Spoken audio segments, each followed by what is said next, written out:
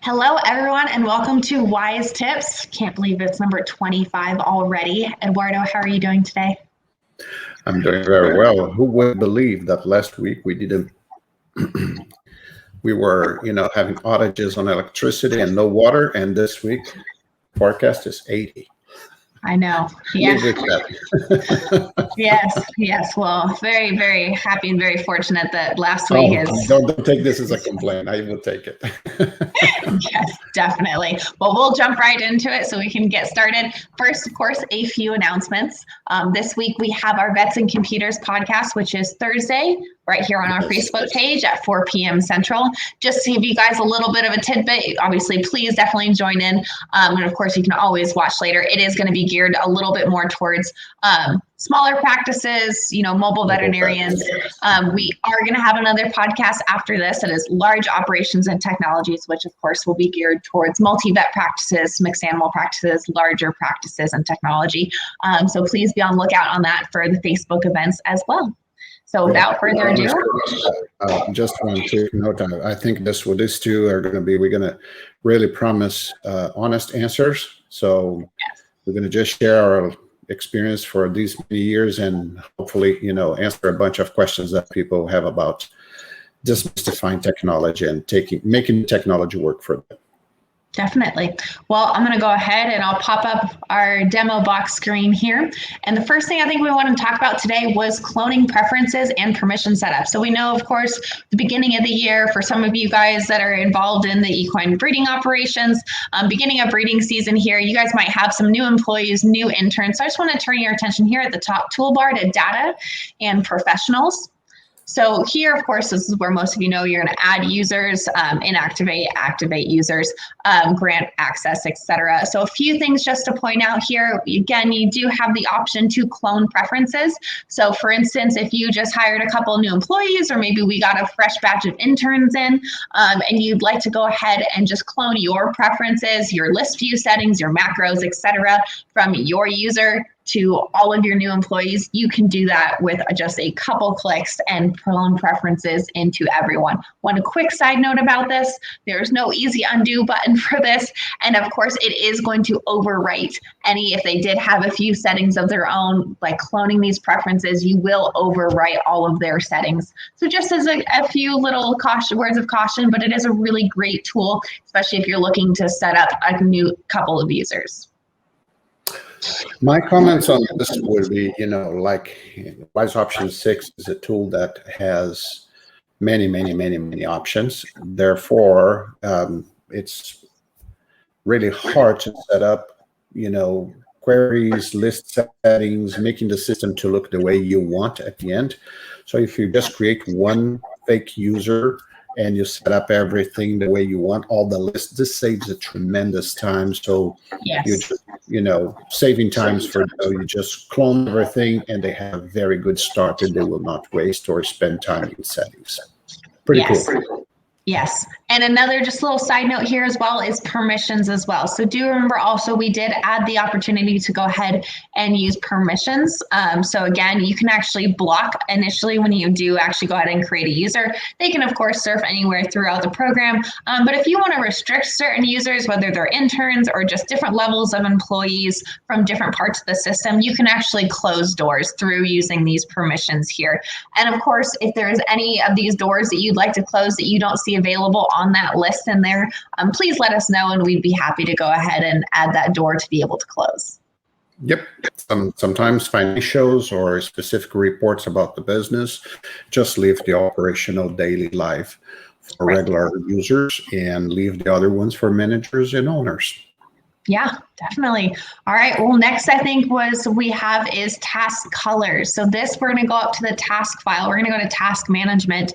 So this is something that I think sometimes it's a very simple tool, but I think it's something that gets a little overlooked and is something that I think many users find really helpful. So right off the bat, you can see this list of tasks we have, and you can already see some various colors here. So these tasks here have different colors assigned to them. You can see some of them are highlighted blue, green, orange, etc. Some of the tasks, actually, the words are even different colors as well. So the reason you can actually set up here in the task file different colors for the tasks is both obviously here in task management, but also this translates over to the horse's patient file. When you go through and you're scrolling through horse procedures, you can actually see these colors translated there as well. So what I've seen some people do is some people will have a departure procedure, which is just a $0 value procedure, but they highlight it red so that as they're scrolling through the horse's procedures, they can really easily see, hey, the horse left this day, they came back, then they left, then they came back. And then you can really easily kind of scroll through procedures a lot easier rather than just trying to see one blob of white. So in order to change this, you just go right into the task file, and you can actually either change what we call the back color, which will give you that highlighting appeal, or you can actually change the fore color, which is actually the color of the text. So some people, you might have, like, for instance, a dark blue highlight and the black text looks really, you can't really see it very well. So you might want to change the text to white, for instance. So just a few little tidbits here and there as we're going through maybe some of these tasks at the beginning of the year and trying to revamp them a little bit, a little hint for that as well. We are vision of that, option to have invoices, since that relates to the list and grid that we have in the program. It works even like a quick checklist that sometimes you put sedations or x-rays or nerve blocks or whatever. Just looking at the invoice, if you miss that color, which is specific for that service, you can easily catch without reading. And on the fast pace, when you are in a busy day with pressure and volume, those little things make a huge difference at the end of the day. Definitely. Well, I think the last thing we're probably going to be able to squeeze in here today is going to be about task exceptions. So this is just one of the ways you can get Wise Option to work for you. Of course, we always like to say, you know what, you've got so many important things you need to do throughout the day. So leave the stuff that the computer cannot do for you and put as much as you can on the computer system itself. And one of the ways you can do that is through task exceptions. So in this way, basically, the idea is that you tell the computer the conditions, you tell them when it should charge what, and then you just go through and enter procedures like normal. You don't have to remember that, hey, this customer is a large account, so they get a 10% discount. Or you don't have to remember that, hey, this horse is on the breeding package, so yeah, it's not going to get charged for palpations.